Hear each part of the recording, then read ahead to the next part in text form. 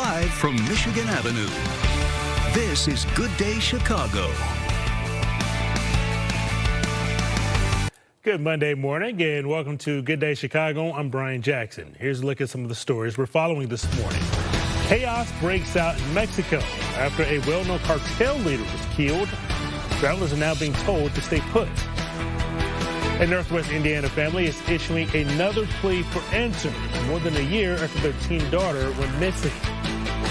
And taking a live look outside this morning, it's definitely feeling like the end of February. Some very cold temperatures out there. Going to check in with Caitlin in just a moment. Morning, Caitlin. Good morning. It is going to be a chilly day today, Brian, unfortunately. We do have flurries possible today, too, and some snow, lake effect, coming down in Porter and LaPorte County. Behind me, you can see on satellite radar how we have that blue covering most of Chicagoland. Most of this is going to be in the form of flurries. So don't be surprised if you see a snowflake here or there, but it's not going to be impactful for us in the city. Temperatures right now are ranging in the teens and low 20s. It's 20 degrees at the lakefront as well as Midway, 23 in Gary, 20 in Merrillville. Around the lake, 22 in Valpo, Michigan City are in the upper 20s. Day planner for us, temperatures are going to stay chilly. Temperatures staying in the 20s. Mid to upper 20s are expected to be our high today. Again, some flurries around, but we do have a winter weather advisory in place from Porter to LaPorte County, as we could see 2 to 4 inches of that lake effect snow, as I just mentioned, in those spots. I'll time it out for you, and we'll take a look at that roller coaster of temperatures ahead coming up. Brian. The U.S. Embassy has advised all Americans in Mexico to shelter in place. This comes after Mexican forces killed a cartel leader known as El Mencho. It happened during a raid in his home state of Jalisco. Cartel members responded by blocking roads and setting fire to both vehicles and buildings. Smoke, as you can see on your screen, could be seen for miles. The shelter-in-place order led to problems for Americans on vacation in places like Puerto Vallarta, as well as multiple airlines have halted flights to that region. People were running into the actual lobby of the condo building saying you can't go outside. The cartel's outside. They're, setting fires in the area.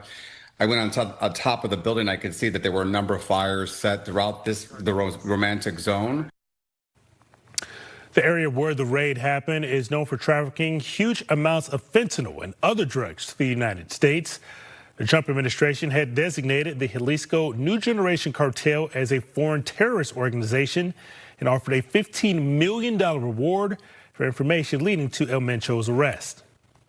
Congress will return from recess today. Both the Democrats and Republicans will try to reach a deal to end the pause in funding for the Department of Homeland Security. Lawmakers left Washington more than a week ago without an agreement. Democrats don't want DHS to receive additional funding until the agency changes how ICE and Border Patrol conduct operations. Republicans say that the Democrats' demands have just gone too far. ICE is still funded through the Big Beautiful Bill passed last year, but funding for TSA, FEMA, and the Coast Guard have been affected.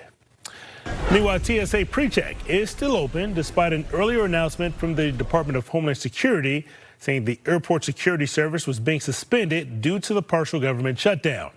The agency says the TSA will evaluate services as staffing issues arise.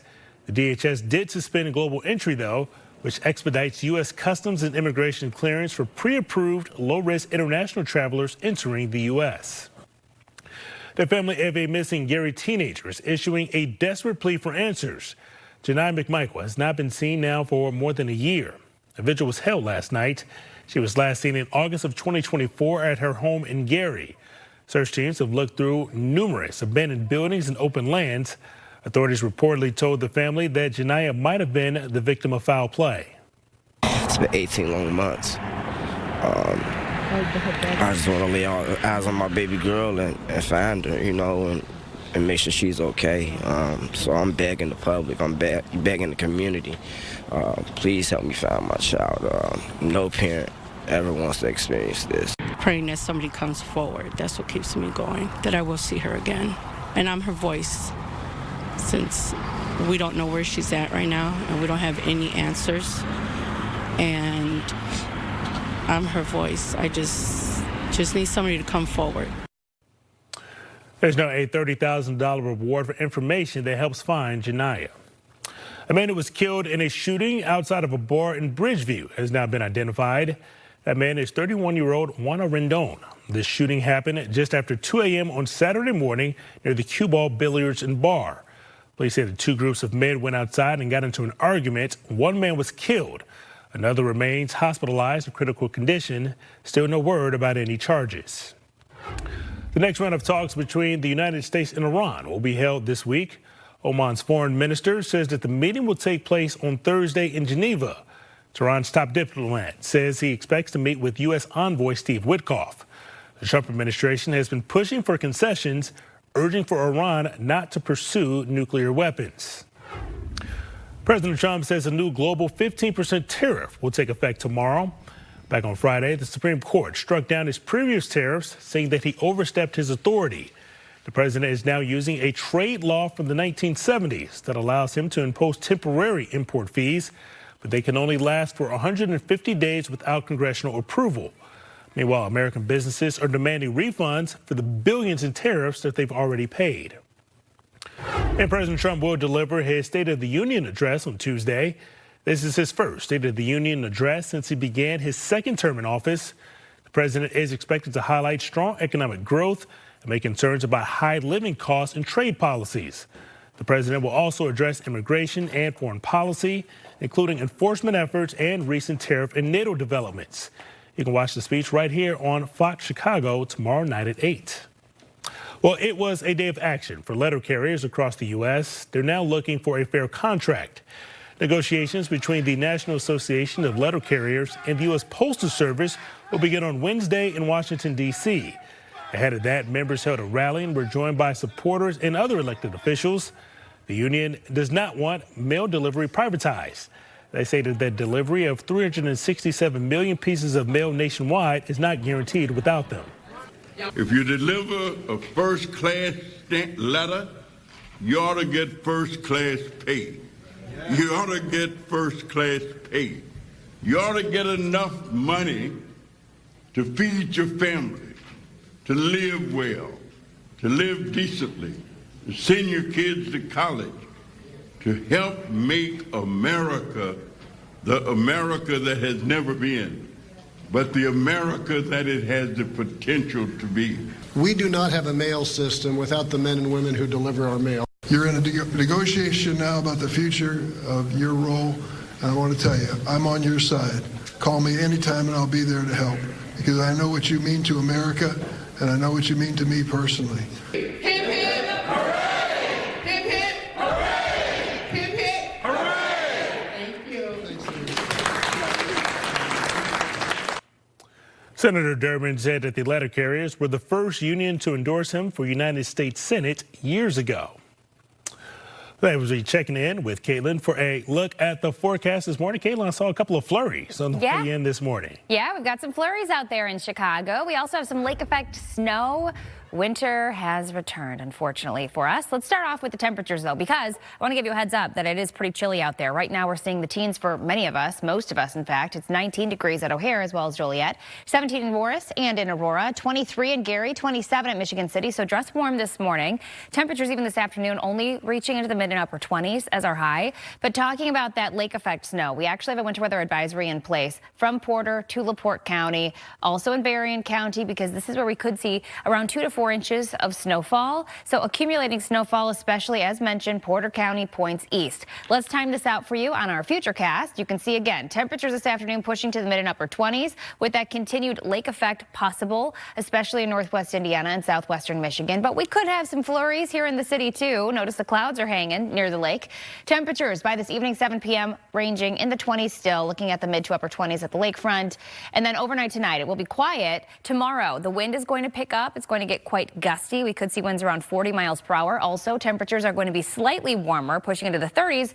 But we have the chance for wet weather returning. In the afternoon, a rain-snow mix is possible. This is 2:45 on Tuesday. Seeing that rain start to move in, transitioning to snow at times as temperatures drop down into the 20s. And we get into Wednesday morning. Wednesday's looking quiet, but it is going to be chilly. Our 3-day forecast does show highs going from 27 degrees today to 42 degrees tomorrow. And then on Wednesday down to 34, but it will be a quiet day on Wednesday. These temperatures, what are they looking like for the rest of the week and into the weekend? I'll show you on your 7-day ahead. Brian. Coming up, another possible attempt on the president's life. Investigators are working to determine a motive after an armed man breaches the perimeter at President Trump's Florida home.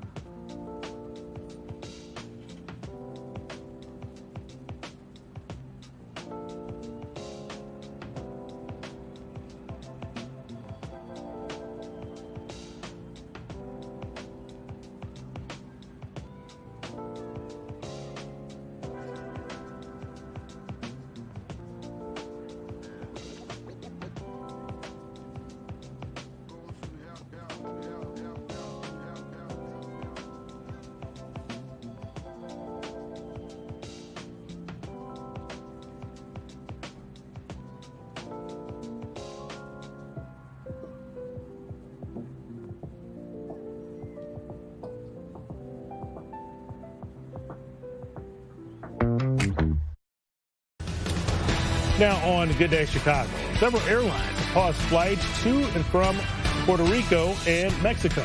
Amid unrest there, a massive wave of violence exploded after a Mexican military raid killed the leader of Jalisco New Generation Cartel known as El Mencho. The U.S. State Department is telling Americans there to shelter in place. Congress will return from recess today. Democrats and Republicans will try to reach a deal to end the pause in funding for the Department of Homeland Security. Democrats don't want DHS to receive additional funding until the agency changes how ICE and Border Patrol conduct their operations. And the family of a missing Gary teenager is issuing a desperate plea for answers. Denai McMichael was last seen in August of 2024 at her home in Gary. A vigil was held last night. There's now a $30,000 reward for information that helps find Denai. The search for Nancy Guthrie is now entering its 5th week. Despite an exhaustive search by multiple law enforcement agencies, it appears that authorities still have no clear leads to help locate the missing 84-year-old. The Pima County Sheriff's Department insists there have been no changes in resources. Some civilians now say they want to help the search. We dedicate ourselves to actively looking for them, putting flyers all over the city, in the field, digging, moving land, knowing more about the land when there is someone buried. The Sheriff's Department telling people that want to look for Nancy Guthrie themselves that they need to ask for permission before looking on private property, that they should leave the search up to the professionals. We're learning more about the armed man who was shot and killed by a Secret Service at President Trump's Florida home in Mar-a-Lago. The president was not home at the time. Officials say that the suspect, 21-year-old Austin Tucker Martin from North Carolina, entered the security perimeter of the complex over the weekend. He was armed with a shotgun and a gas canister. It's alarming when you look at the rhetoric that's coming out and the attacks that follow, that frequently accompany these things and are oftentimes intensified by them. You have to ask yourself the question, is it all worth it? Officials said that the suspect's family reported him missing a few days ago. Well, millions of people on the East Coast are bracing for a possible historic snowstorm. Blizzard warnings are in effect from Maryland to Maine. Governors in the region are declaring state of emergencies in 7 different states. Officials are also urging for residents to take this one seriously and to stay at home. This is likely to be the worst storm that we have seen since 1996. We expect to see whiteout conditions, near zero visibility. There will be a strong likelihood of power outages and downed trees. New York City has not faced a storm of this scale in the last decade. I ask you to stay off the roads, particularly when the snow begins, so that the plows can get out there, clear the roads, and get you back moving as quickly as possible. Up to 1 or 2 feet of snowfall is possible in some areas. And Caitlin, in that last video we heard from the mayor of New York, I heard that he's calling for an old school snow day. I love that. New York City, no e-learning, just an old school snow day, no school for kids in New York City. And they showed the sledding. Yeah. Like, let's just enjoy it, okay? Take a breath. It'll be fun. Yeah, 1 to 2 feet. As long as they're safe, yes. Right, exactly, as long as you don't have to go to work. Here, locally in Chicagoland, we have a little bit of snow to talk about this morning. We have some flurries possible throughout Chicago and northwest Indiana. That's where we could see accumulating snowfall. So first, talking about the temperature, we are in the upper teens to low 20s currently. It is 19 degrees at O'Hare, 20 at Midway, 17 from Aurora to DeKalb, 18 in Kankakee. Northwest Indiana, temperatures for you are in the low to mid 20s in most spots. Now, it is going to be, as mentioned, a chilly start. Feels even worse because of the wind. Right now, the wind chill is down to 1 in Aurora and DeKalb, 8 at the lakefront. Today, we're going to have those winds picking up to about 25 to 30 miles per hour at times. So that's going to play a role in how you should dress even this afternoon when highs are only in the mid to upper 20s. Now, the wind, as we talk about how we're going to have those gusts around 30 miles per hour today, tomorrow, those winds could be approaching 40 miles per hour. Now, the snowfall, especially northwest Indiana, as mentioned, Lake County, you're looking at around 1 to 2 inches of snow possible, but from Porter County to LaPorte County, that's where you could see around 2 to 4 inches because of that lake effect snow. We'll time it out for you on our maps ahead. Brian. Ahead, a Fox Chicago exclusive. Both city and state leaders are crafting a plan for Soldier Field when the Bears ultimately leave.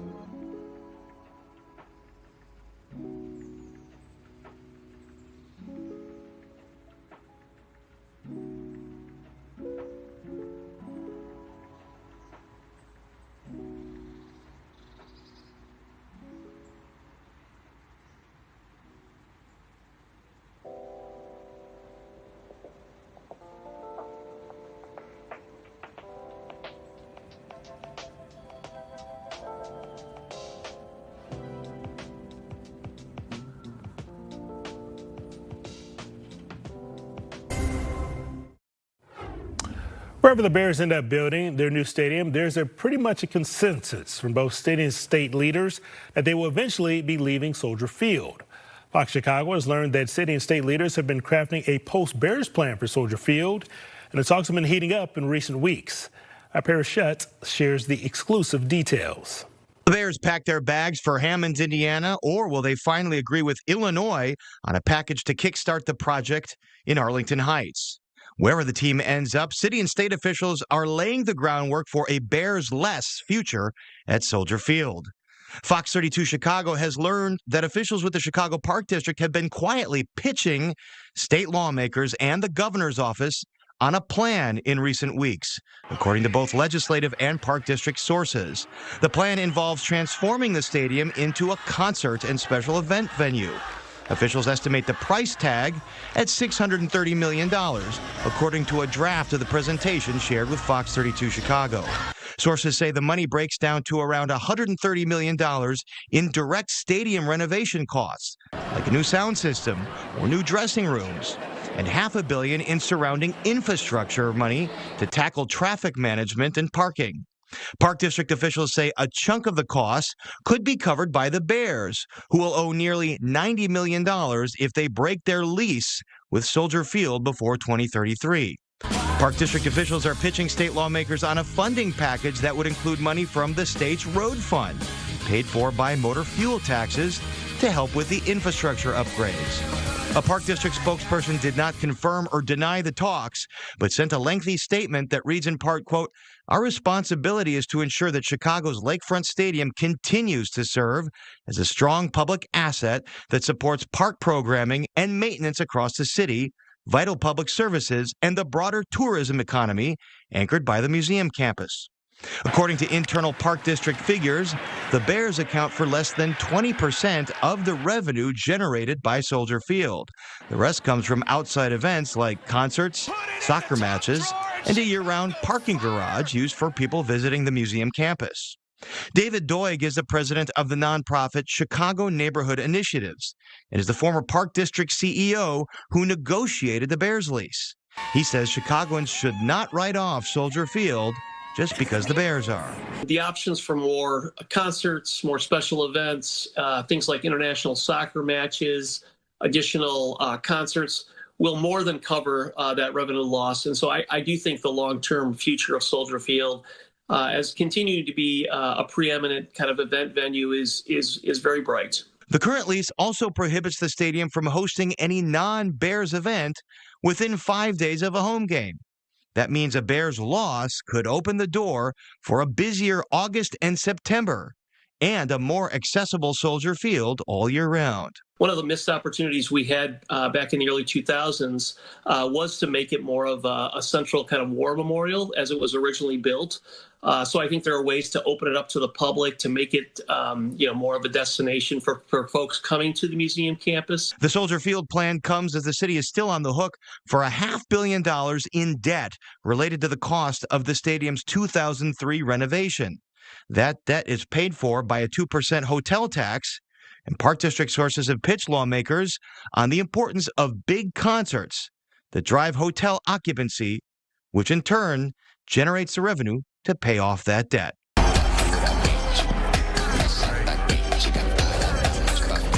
Park District officials say a weekend of Beyoncé concerts alone last spring netted $85 million in hotel revenue. Time is now 4:53 this morning. We're going to be hearing from Bears general manager Ryan Poles and head coach Ben Johnson later this week. NFL Scouting Combine starts today in Indianapolis. We haven't heard from either of them since their end of the season press conference after winning the NFC North and, of course, beating the Packers in the divisional round of the playoffs. The Bears will be picking 25th overall in the first round of the NFL draft. That was out 4:54. Checking back in with Caitlin. What's on tap for commuters this morning? Ooh, okay. So we have a little bit of flurry activity throughout Chicagoland, but we could see some lake effect snow bands in northwest Indiana. Lake County, so the closer you get to that Illinois border, that's where we could see around 1 to 2 inches of snowfall. But as we get over into Porter County, into Berrien County, LaPorte, that's where we're seeing around 2 to 4 inches of snowfall. And that's where we have the winter weather advisory in place. So it could be a little bit of a wintry drive for you. Temperatures outside are chilly as well. It's 19 at O'Hare and Midway, 20 at the lakefront, 23 in Gary, as well as in Valpo.